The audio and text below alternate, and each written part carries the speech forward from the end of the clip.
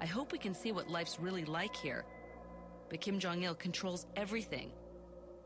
And the rare times that he's granted foreigners access, they've only been shown idealized versions of the country. Like in this Dutch documentary called A Day in the Life. In this scene, a mother sings nursery rhymes as she walks her child to school. 아니, 승냥이 미국 놈 무릎 꿇고 살려달라. Then she goes to work at the garment factory. It's a worker's paradise.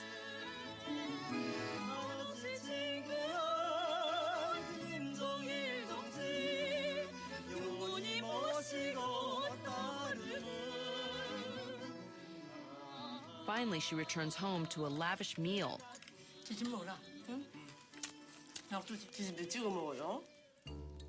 The film shows only the cheerful facade, because here, image matters. And North Korea goes to extremes to show its best face to the outside world. From North Korea, you can see the South Korean border village of Taesongdong. It has a 100-meter-tall flagpole towering over it. But just 2.5 kilometers across the border, the North Korean village of Kicheongdong was not to be outdone. They built a flagpole 160 meters high, the tallest in the world. And the town itself is not what it might appear. In this propaganda village, most of the buildings are merely facades. Hollow on the inside, they were built to entice South Koreans to defect to the paradise in the north. It's a fitting metaphor. In North Korea, things aren't necessarily what they seem. After letting us shoot inside the hospital for days, our minders take us for a walk in a park and allow us to bring our cameras. Our cameraman comes across a bench. So why is it in a glass box? Sorry? Why is it in a glass box? Yeah, and then our people want to preserve no damage. Yes. It's a special bench, sat upon by none other than Kim Il-sung himself. That's cool, Mr. Park. Very cool. Back on the streets of Pyongyang, our cameraman wants to take a photograph of a statue of the great leader. It's huge, so he lies on the ground to make it fit in his shot. But the minder lets us know this is a mistake, a big one. No, there is no one, no foreigner, to just lie down in front of our great leader's statue. I'm afraid tomorrow we are going out of our country. The minder doesn't follow through on his threat to kick us out of the country.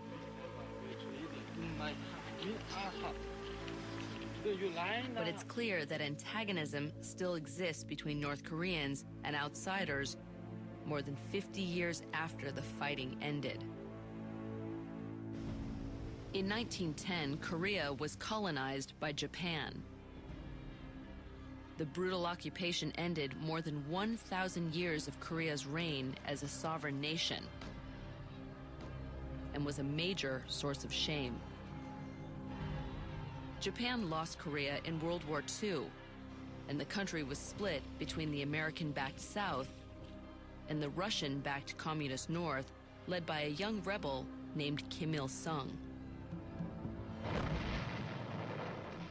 In 1950, Kim Il-sung invaded the South to unify the country, and the U.S. opposed communist expansion at all costs.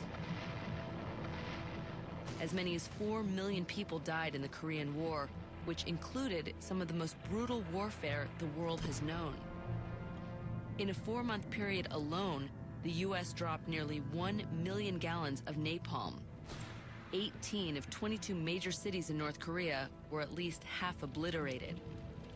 In 1953, after 3 years of fighting, Korea remained divided in almost exactly the same place as it had been before the war began, the 38th parallel. While most people think the war ended more than 50 years ago, there never was a peace treaty. And more than 19,000 days later, the very, very long ceasefire continues today.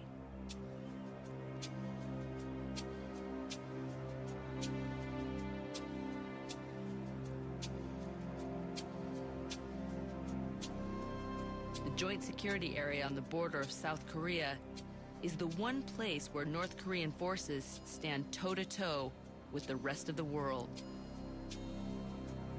On one side of this concrete marker is North Korea. On the other, the joint American-South Korean forces. Every flinch is monitored. Neither side wants to blink, and nobody has for more than 50 years. In this unique area, each side shows its best face. The North puts only well-fed top officers here, and the South stacks their side with men who are at least 1.77 meters or taller. But only one side is worried that their soldiers might want to defect across the divide. You can see on the North Korean side how they're set up. They have two soldiers watching each other, so neither of them defect. And then they have their leader to the north, making sure that no one else from the north will come down and defect. On the DMZ, everyone is considered the enemy. Defector Ju Sung-il was a North Korean officer.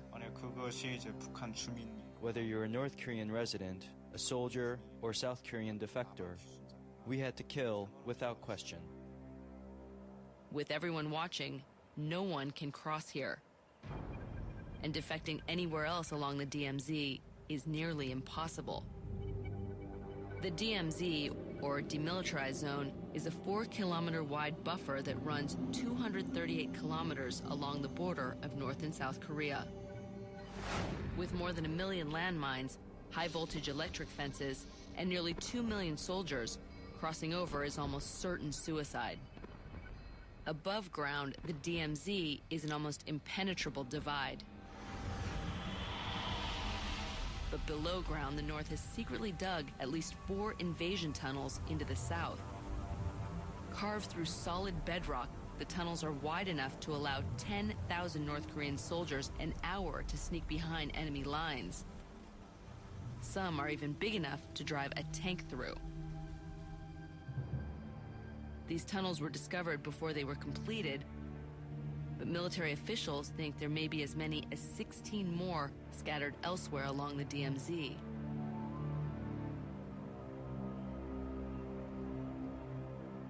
The DMZ helps North Korea keep its own citizens inside the country and cut off from the rest of the world. She's very blind, isn't she? She's totally blind. At the hospital, more than 1,000 blind patients from all walks of life have been picked by the government to see Dr. Ruitt. Waiting in line, we meet an older woman who's been blind for 7 years. Her son-in-law has brought her today for her preliminary exam. She's totally blind in her right eye and can barely see out of the other. No hand movement. Dr. Ruitt's team examines the patients to make sure cataracts are the source of their blindness. A cataract is a clouding of the normally clear lens of the eye. It's like a window that is frosted or yellowed. With the right equipment, it's easy enough to peel out the clouded lens and replace it with a clear plastic one. Dr. Ruitt is ready to begin his surgery. With his modern equipment and expertise, it's a quick and simple procedure. It takes only minutes to replace each lens.